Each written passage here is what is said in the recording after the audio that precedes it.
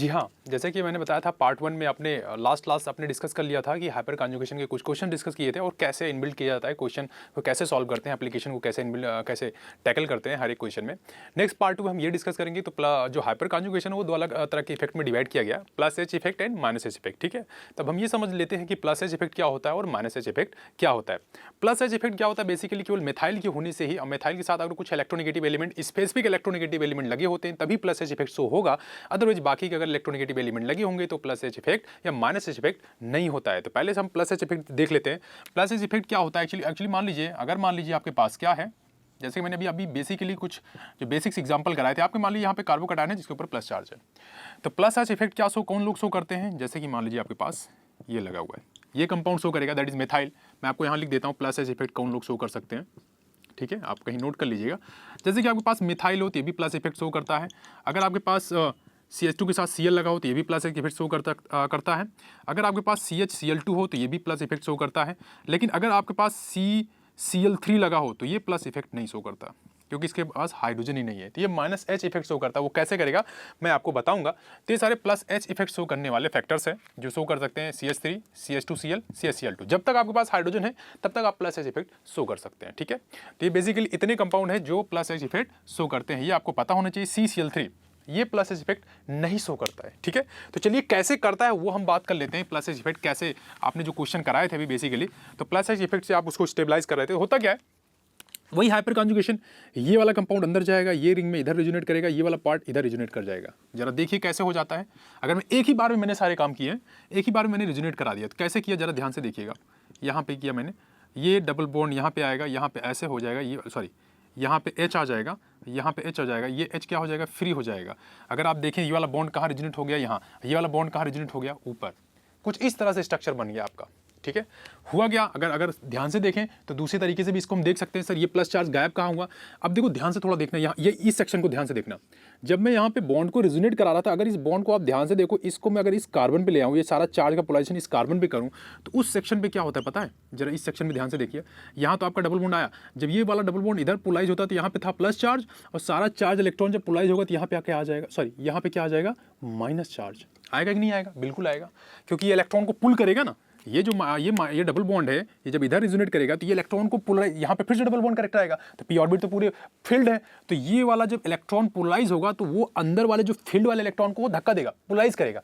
अब पोलराइज करके सारे चार्ज को, सभी चार्ज को इस कार्बन पे ले जाएगा। तो जब इस चार्ज पे, इस कार्बन पे जाएगा तो इसके ऊपर चार्ज कैसा आएगा, माइनस चार्ज आ जाएगा। अब ये प्लस माइनस दोनों में अट्रैक्शन होने की वजह से यहाँ पे कैसा करेक्टर आ जाता है, डबल बॉन्ड। जो कि पहले प्लस चार्ज था वो गायब हो गया। अब मॉलिक्यूल स्टेबल हो गया कि नहीं, पहले से बिल्कुल हो गया सर। अब देखो स्टेबल हो गया। तो इस तरह से हाइपर कॉन्जुगेशन में प्लस एच इफेक्ट काम करता है। जैसे कि दूसरे कंपाउंड मैंने जो लिखे थे CH2Cl, यहाँ पे 2 हाइड्रोजन है, ये भी प्लस एच इफेक्ट शो करेगा। नेक्स्ट वन की बात कर रहे हैं CHCl2, यहाँ सर 1 हाइड्रोजन है, ये भी प्लस एच इफेक्ट शो करेगा, क्योंकि 1 हाइड्रोजन था, कम से कम 1 हाइड्रोजन होने चाहिए। लास्ट टाइम मेरी बात याद रखो कि हाइपर कॉन्जुगेशन शो करने के लिए कम से कम आपके पास 1 हाइड्रोजन तो होने ही चाहिए। ठीक है, hyper conjugation plus H effect show करने के लिए। अगर आपके पास हाइड्रोजन खत्म हो जाएंगे तो समझ लीजिए कि फिर प्रॉब्लम आ जाएगी, फिर हाइपर कॉन्जुगेशन नहीं हो पाएगा। फिर माइनस एच इफेक्ट अलग तरीके से एक इफेक्ट होता है जो किसी का पार्ट है, तो फिर वो शो किया जाता है। इसके एग्जाम्पल मैंने पहले ही करा दिए थे कि प्लस एच इफेक्ट में कौन से compound plus H effect show करते हैं और उनकी स्टेबिलिटी कैसे डिसाइड की जाती है, वो मैंने आपको बता दिया था। नेक्स्ट बात कर लेते हैं माइनस एच इफेक्ट। यही है प्लस एच इफेक्ट, बहुत ज़्यादा डीप में नहीं है, नॉर्मल ही है। ठीक है, तो अगला हम बात कर लेते हैं minus H effect. Minus H effect जो होता है वो अल्फा कार्बन के इन प्रेजेंस में होता है। अल्फा कार्बन होगा लेकिन उसमें हाइड्रोजन्स नहीं होते हैं, उनके इन प्रेजेंस में होता है माइनस एच इफेक्ट। कैसे, मान लीजिए मैंने यहाँ पे लगाया, एक क्वेश्चन लिखते हैं अपने, उससे सीखते हैं। ठीक है, दिस वन, यहाँ पे लगाया मैंने प्लस चार्ज और यहाँ पे मैंने लगाया Cl, Cl एंड Cl। अब क्या करते थे हम, क्या करते थे, उस तरह से इलेक्ट्रॉन को अंदर रिजोनेट करा करके हम रिंग में क्या लगा देते, माइनस चार्ज जनरेट करते। सर हम ऐसा भी तो कर सकते हैं कि रिंग से इलेक्ट्रॉन खींच लें, तो इलेक्ट्रॉन जब खींच लेंगे तो इलेक्ट्रॉन का पोलराइजेशन बाहर की तरफ हो जाएगा, है ना। इलेक्ट्रॉन का जब पोलराइजेशन बाहर की तरफ होगा तो उससे भी तो चार्ज को कम किया जा सकता है, उससे भी चार्ज को क्या किया जा सकता है, कम किया जा सकता है। कैसे करेंगे जरा देखते हैं ध्यान से। देखो यहाँ पे Cl, because highly electronegative element, ये बहुत इलेक्ट्रोनेगेटिव है, आपके पास बहुत सारे इलेक्ट्रोनेगेटिव, बहुत ज़्यादा इलेक्ट्रोनेगेटिव है। तो इलेक्ट्रोनेगेटिव होने की वजह से इलेक्ट्रॉन को क्या कर देंगे, बाहर की तरफ पोलराइज करेंगे, राइट। ये इलेक्ट्रॉन क्या होगा, खींचेगा ऐसे, और ये वाला बॉन्ड ऐसे बाहर की तरफ बाहर चला जाएगा। तो जरा इसका स्ट्रक्चर डिजाइन करेंगे हम, क्या बनेगा,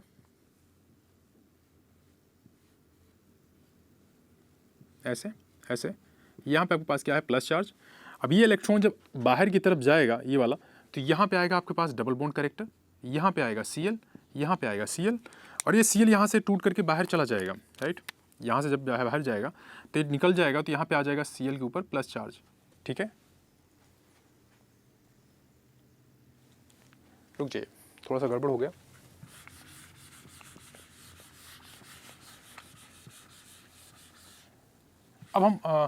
अब हम देखेंगे माइनस एच इफेक्ट, ठीक है, कि माइनस एच इफेक्ट कैसे काम करता है। जैसे मान लीजिए हमारे पास एक कंपाउंड है, मान लीजिए कोई बेंजीन रिंग, ऐसा कोई रिंग है, ठीक है। अब माइनस एच इफेक्ट जैसे कैसे काम करता है, मान लीजिए हमने यहाँ पे Cl लगाया, यहाँ पे Cl लगाया, यहाँ पे Cl लगाया, ये आपको पता है, ठीक है।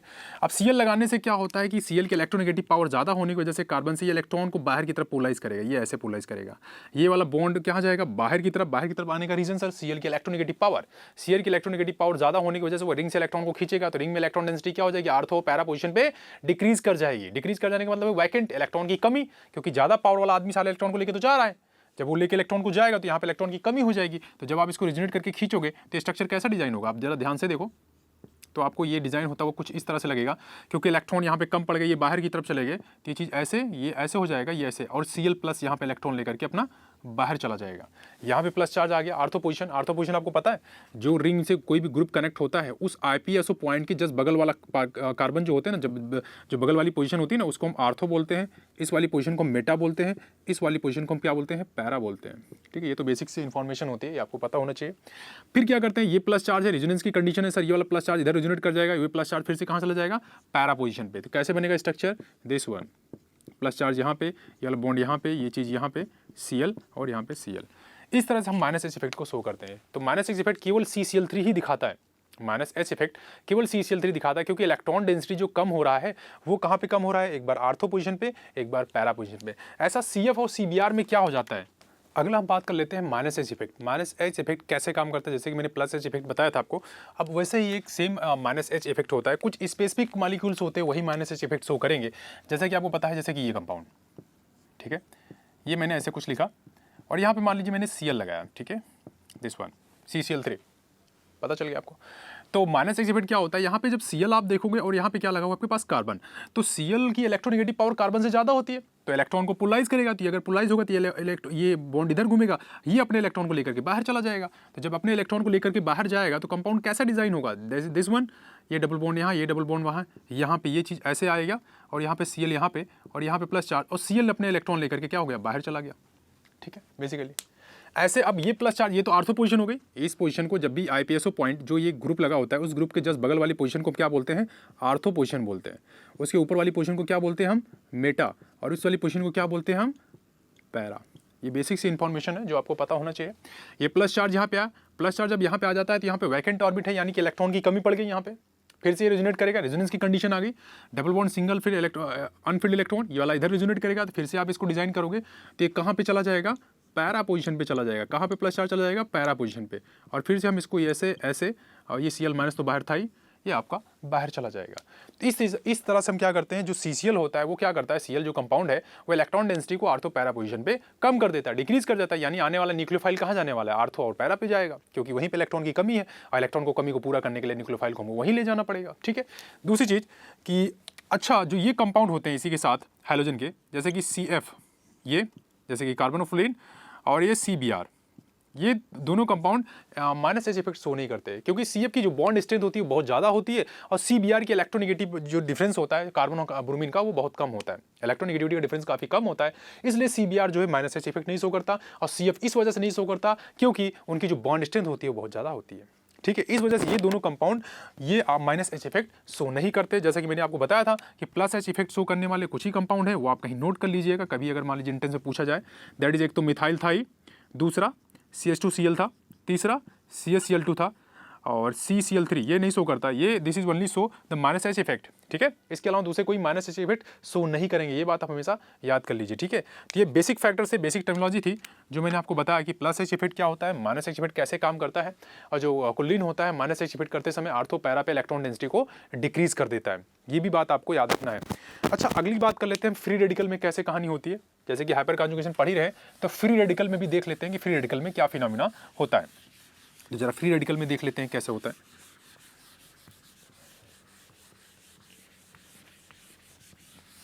ठीक है, तो नेक्स्ट हम बात कर लेते हैं फ्री रेडिकल। तो फ्री रेडिकल में कैसे होता है? फ्री रेडिकल एक्चुअली जनरेशन जो है बहुत हाई टेम्परेचर पे या सन फोटॉन्स के प्रेजेंस में होता है। मान लीजिए मैंने यहाँ पे एक कंपाउंड लिखा, यहाँ पे H लिखा, यहाँ पे इलेक्ट्रॉन्स, यहाँ पे रेडिकल एक्चुअली बनाया, यहाँ पे H हो गया, यहाँ पे H हो गया, यहाँ पे H हो गया। अनपेयर्ड इलेक्ट्रॉन है, वही सेम फिनोमिना होता है। यहाँ पे क्या होता है, ऑर्बिटल बने होते हैं, यहाँ पे इस तरह से होता है, सिग्मा पाई बॉन्ड का ओवरलैपिंग होता है, ठीक है। बहुत जब हाई टेम्परेचर देते हैं तो रेडिकली ये क्या हो जाता है, ब्रेक हो जाता है। ब्रेक होने के चक्कर में जरा यहाँ से देखिए कैसे ब्रेक होगा। ये क्या करता है, इलेक्ट्रॉन, ये अनपेयर्ड इलेक्ट्रॉन है, ऑड इलेक्ट्रॉन पेयर है, तो ये अपने इलेक्ट्रॉन को हाफ ऑर्बिट को इधर फील्ड कराता है। तो इसी के चक्कर में, इसको फील्ड करने के चक्कर में ये वाला पार्ट कुछ इस तरीके से ब्रेक होता है। ये वाला इलेक्ट्रॉन इस तरफ घूमेगा और ये हाइड्रोजन अपना इलेक्ट्रॉन एक लेकर के बाहर चला जाएगा। इस तरह से ब्रेकिंग होती है, क्योंकि ये इसके पास अनपेयर्ड इलेक्ट्रॉन है। अनपेयर्ड इलेक्ट्रॉन एक ही है, एक और चाहिए इसको पेयर करने के लिए। तो ठीक है, तो ये जैसे ही अपने ऑर्बिट हाफ ऑर्बिट को इधर रोटेट कराता है, तो ये भी ऑर्बिट क्या करता है, इधर क्या करता है, इसके पेयर्ड को, इलेक्ट्रॉन को पेयर कराने के चक्कर में ये भी रोटेट करता है। तो इसमें ब्रेकिंग हो जाती है। क्लीवेज ऐसी कुछ होती है कि हाफ इलेक्ट्रॉन इधर पोलराइज होते हैं, हाफ हाइड्रोजन के दूसरी तरफ पोलराइज हो जाते हैं। तो एक्चुअली होता क्या है, जैसा कुछ इस तरह से होता है, जरा ध्यान से देखिए, ऐसे था, ऐसे था, ये ऐसे था, ये ऐसे था, इतना कंपाउंड बना था। तो हुआ क्या इसमें पोलराइजेशन में कि ये वाला इलेक्ट्रॉन इधर रिजोनेट कर दिया इसका, ये वाला इलेक्ट्रॉन इधर रिजोनेट कर दिया, और H ने अपने इलेक्ट्रॉन को लेकर के बाहर चला गया। एक सिंगल पेयर इलेक्ट्रॉन हाइड्रोजन लेकर के बाहर चला जाता है। तो इसके इलेक्ट्रॉन के पोलराइजेशन से क्या हो जाता है, यहाँ पे डबल बॉन्ड कैरेक्टर पैदा हो जाता है। फिर से वही चीज़, ठीक है। ये हो गया आपका रेडिकली। रेडिकली क्या होगा, पहले आपके पास सिंगल बॉन्ड थे, सिंगल बॉन्ड किस में कन्वर्ट हो गया, डबल बॉन्ड में। तो ये रेडिकल रिएक्शन कैसे हाइपर कॉन्जुगेशन शो करता है, वो इसके पीछे की साइंस है, ठीक है। रेडिकल में यहाँ पे हाफ इलेक्ट्रॉन है, हाफ फील्डेड ऑर्बिट से, आधा भरा हुआ आधा खाली है। तो ये क्या करता है, अपने को फील्ड करने के चक्कर में अपने इलेक्ट्रॉन को पोलराइज करता है इस डायरेक्शन में। तो जब ये पोलराइज होता है तो ये ऑर्बिट अपने आप को क्या करता है, ये भी इसी को पेयर्ड करने के चक्कर में अपने आप को क्या करता है, इलेक्ट्रॉन को पोलराइजेशन करता है, जिसकी वजह से बॉन्ड की ब्रेकिंग होती है। होमोलिटिकली बॉन्ड की इस तरह से ब्रेकिंग होती है कि हाफ इलेक्ट्रॉन हाइड्रोजन अपने पास लेके चला जाता है और कार्बन अपने इलेक्ट्रॉन इधर की तरफ फील्ड करा देता है इसके हाफ ऑर्बिट में। तो उनके दोनों के ऑर्बिटल के ओवरलैपिंग से एक बॉन्ड का फॉर्मेशन हो जाता है। वो कौन सा होता है, ये देखो यहाँ पे एक पहले सिग्मा था, एक बॉन्ड और बॉन्ड का फॉर्मेशन हो जाएगा जिसको हम पाई बॉन्ड बोलेंगे। पहले से ज्यादा स्टेबल है, क्यों, क्योंकि डबल बॉन्ड कैरेक्टर आ गया, पहले सिंगल बॉन्ड कैरेक्टर था। तो इस तरह से हम फ्री रेडिकल का कहानी करते हैं। फ्री रेडिकल जो है कंपाउंड इस तरह से हाइपर कॉन्जुगेशन शो करते हैं। तो हाइपर कॉन्जुगेशन यहाँ भी कैसे डिसाइड होगा सर, वही number of alpha carbon H से। अगर हम किसी एग्जाम्पल की बात कर लीजिए, मान लीजिए हम टर्सरी फ्री रेडिकल की बात करें, टर्सरी फ्री रेडिकल कैसे होगा, आपको पता है, जैसे टर्सरी कार्बोकैटायन होता है उस तरह से, ठीक है। ये अब कितने हाइपर कॉन्जुगेशन हो सकते हैं, जैसे कार्बोकैटायन में आपकी सेम वैसे ही फ्री रेडिकल में भी होता है। एक हाइड्रोजन यहाँ पे है, एक हाइड्रोजन यहाँ पे, एक हाइड्रोजन यहाँ, 3 यहाँ पे है और 3 यहाँ पे है और 3 यहाँ पे है। टोटल कितने हैं, 9 अल्फा हाइड्रोजन है। You will see there 9 alpha hydrogen है यहाँ पे। तो 9 अल्फा हाइड्रोजन है, तो आसानी से आप इसको क्या कर सकते हो, इसके हाइपर कॉन्जुगेशन आप ड्रॉ कर सकते हो, खींच सकते हो, बहुत आसान से आप इसको खींच सकते हो, ठीक है। तो 9 अल्फा H है, तो 9 तरह से आप क्या करते हो, रेडिकल को हटा सकते हो। रेडिकल जितना ज़्यादा देर तक रहेगा उतना ज़्यादा उसको कंपाउंड को क्या करेगा, डिस्टेबलाइज कराएगा, ठीक है। तो इसीलिए हमें रेडिकल को ज़्यादा देर तक क्या करना है, छुपा के रखना। छुपा के मतलब इसको ऐसा बिजी रखो कि रेडिकल यहाँ पे बने ही ना, रेडिकल दिखाई ना दे। जब आप देखो हमेशा आपको पाई बॉन्ड दिखाई दे, तो उसके लिए क्या होना चाहिए, आपके पास नंबर ऑफ अल्फा H ज़्यादा होनी चाहिए। जैसे कि मैंने कार्बोकैटायन में बताए थे, जितने ज़्यादा नंबर ऑफ अल्फा H होंगे उतनी स्टेबिलिटी उसकी ज़्यादा होती है बेसिकली, ठीक है। तो ये कहानी था फ्री रेडिकल की थी। अभी मैं एग्जाम्पल करूंगा बहुत सारे। दूसरा चीज ये बता देना चाहता हूं कि कार्बन आयन क्यों हाइपर कॉन्जुगेशन नहीं शो करते, उसका रीजन क्या है। आपने सारी चीजें देख डाली यहाँ पे, लेकिन हाइपर कॉन्जुगेशन कार्बन आयन क्यों नहीं शो करते, उसका क्या रीजन है। बहुत सिंपल सा रीजन है, चलिए देख लेते हैं। Why the carbon ion not to show the hyperconjugation, क्यों नहीं करते ऐसा, जरा ध्यान से देखिए। मान लीजिए मैं कार्बन आयन का एग्जाम्पल ही ले लेता हूँ, ठीक है। यहाँ से हम देख लेते हैं, यहाँ पे H, यहाँ पे C के ऊपर माइनस होता है, यहाँ पे H होता है, यहाँ पे H होता है। मान लीजिए यहाँ पे C के ऊपर माइनस था, मैंने लगा दिया माइनस, ठीक है। ज़्यादा नंबर ऑफ चार्ज आ गया, इसके ऊपर क्या आ गया, माइनस आ गया, ठीक है। तो माइनस आने की मतलब है कि यहाँ पे सर हाइपर कॉन्जुगेशन होने के लिए हमको डबल बॉन्ड कैरेक्टर जनरेट करना ही पड़ेगा। डबल बॉन्ड कैरेक्टर तो चाहिए हमको, कैसे भी करके। तो कैसे भी कर सकते हैं हम सर, यहाँ पे इसको बॉन्ड को ब्रेक कर सकते हैं। अगर हम ब्रेक कर सकते हैं तो 2 चॉइस है हमको बॉन्ड को ब्रेक करने में, या तो इलेक्ट्रॉन ऊपर चला जाए या तो इलेक्ट्रॉन नीचे आ जाए। देखो जरा ध्यान से, मैं यहाँ पे आपको यहाँ पे ढंग से समझा देता हूँ। या तो इलेक्ट्रॉन ऊपर चला जाए या तो इलेक्ट्रॉन नीचे चला जाए। सर यहाँ पे ऑलरेडी आपने माइनस रखा है, आपको यहाँ पे प्लस लाना ही पड़ेगा। अगर आप माइनस लाओगे तो माइनस माइनस रिपल्सन होगा, बॉन्ड कभी बन नहीं पाएगा, ह्यूज रिपल्सन होगा, मॉलिक्यूल अनस्टेबल हो जाएगा। तो सर क्या करना है हमको कुछ ये काम करना है कि ऐसा कुछ ब्रेक करो कि नीचे प्लस आ जाए। तो प्लस करने के लिए हमको इलेक्ट्रॉन को हाइड्रोजन की तरफ पोलराइज कराना पड़ेगा। तो हाइड्रोजन की जब तरफ पोलराइज कराओगे तो क्या हो जाएगा, हाइड्रोजन के ऊपर माइनस आ जाएगा, C के ऊपर प्लस आ जाएगा, जो कभी हो सकता है क्या, कभी नहीं हो सकता पूरी जिंदगी में। आप क्या कर रहे हो, हाइड्रोजन एक लेस इलेक्ट्रोनेगेटिव एलिमेंट है कार्बन से, और कार्बन से इलेक्ट्रॉन छीन करके हाइड्रोजन भाग रहा है, ऐसा हो सकता है क्या। एक बहुत बड़ा पावरफुल आदमी है, एक छोटा सा आदमी जिसके पास 1 इलेक्ट्रॉन है, वो बड़े वाले आदमी से इलेक्ट्रॉन खींच करके भाग रहा है, कब तक भागेगा? भाग पाएगा क्या? बच ही नहीं पाएगा। तो ये कभी हो ही नहीं सकता कि हाइड्रोजन की इतनी ताकत आ जाए कि वो कार्बन से इलेक्ट्रॉन मांग ले या खींच करके भाग जाए। ऐसा हो सकता है क्या? ऐसा तो कभी होगा नहीं। तो जब हो नहीं सकता तो हाइपर कॉन्जुगेशन के तो चांस ही नहीं बनते, यानी कि यहाँ पे हाइपर कॉन्जुगेशन कभी हो ही नहीं सकता।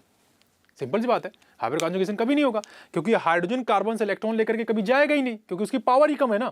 जब पावर कम है, इलेक्ट्रोनेगेटिव पावर कम है कार्बन की कंपेयर में, तो हाइड्रोजन कैसे इलेक्ट्रॉन ले जाएगा? हाइड्रोजन इलेक्ट्रॉन ले नहीं जाएगा तो ये जनरेशन हो पाएगा कभी? डबल बॉन्ड कैरेक्टर पैदा होने की कोई कंडीशन आएगी क्या? नहीं आ सकती। यही वजह है कि कार्बन आयन कभी हाइपर कॉन्जुगेशन नहीं शो करते। ठीक है, यहाँ पे आपके हमेशा पास क्या आना चाहिए? +4, तभी तो आपका single bond double bond character में कन्वर्ट होगा, तभी तो हाइड्रोजन का रेजोनेंस होगा। अब होने के लिए ऐसा कुछ हो रहा है क्या? ऐसी कोई कंडीशन ही सर जनरेट नहीं हो रही है। जब ऐसी कोई कंडीशन जनरेट नहीं हो रही है तो आप हाइपर कॉन्जुगेशन नहीं कर सकते कार्बन आयन में। ये बात आपको खासा ध्यान रखना चाहिए। यही चीज़ मैंने बताने के लिए आपको यहाँ बताया कि कार्बन आयन इसीलिए जो है हाइपर कॉन्जुगेशन नहीं शो करते हैं। ठीक है, क्योंकि कार्बन की इलेक्ट्रोनेगेटिव पावर हाइड्रोजन से ज़्यादा होती है और हाइड्रोजन की इतनी हिम्मत नहीं है कि वो इलेक्ट्रॉन लेकर के कार्बन से जा सके। ठीक है, तो ये मैंने चारों पार्ट आपको यहाँ पे डिस्कस कर दिए 1 by 1 कि कैसे कौन से कंपाउंड हाइपर कॉन्जुगेशन शो करते हैं। चलिए हम कुछ मिसलेनियस प्रॉब्लम कर लेते हैं 1 by 1 करके, जिसमें आपको टॉपिक्स और ज़्यादा क्लियर हो जाएंगे। जैसे कि आप देख पा रहे हैं यहाँ पे मैंने कुछ प्रॉब्लम्स लिखे हुए हैं, रेडिकल के और कुछ मिसलेनियस प्रॉब्लम है, दोनों मिक्स करके मैंने लिखा हुआ है। तो आपको क्या करना है, बेसिकली आपको ये प्रॉब्लम्स सॉल्व करने हैं, किसकी स्टेबिलिटी ज़्यादा है, आपको ये स्टेबिलिटी बताना है due to the hyperconjugation and resonance and conjugation, सारे फैक्टर्स लग रहे हैं इसमें। ठीक है, तो चलिए पहले की बात कर लेते हैं, दिस वन। अब यहाँ पे देखोगे, देखो एक मैंने कॉन्सेप्ट शायद आप लोग को बताया था, आपने शायद ध्यान नहीं दिया। मैं एक चीज़ आपको बता देता हूँ। जैसे कि मान लीजिए आपके पास यहाँ पे ऐसा कुछ लिखा हुआ है, ठीक है, दिस वन, एंड यहाँ पे मैं मान लीजिए कोई मॉलिक्यूल्स लिख दे रहा हूँ, जैसे कि ऐसा कुछ है। ठीक है, and this one will be goes to, यहाँ पे मैं लगा दे रहा हूँ। ठीक है, यहाँ पे कुछ ऐसा लिखा हुआ है। ठीक है, ओ के ऊपर माइनस नहीं, यहाँ पे कुछ लगा देते हैं अपने, कुछ मान लीजिए ऐसा कुछ कंपाउंड है आपके पास। ठीक है, इस तरह से कोई कंपाउंड है। एक दूसरा भी कंपाउंड मैं डिज़ाइन कर दे रहा हूँ यहाँ पे, you will see is there, यहाँ पे ऐसे ऐसे, और यहाँ पे मैंने डबल बॉन्ड लगाया, दिस वन। अब रेजोनेंस में क्या होता है, दो फैक्टर काम कर रहे हैं। जैसे कि ये आपके पास दो कंपाउंड है, एक ये है, एक ये है।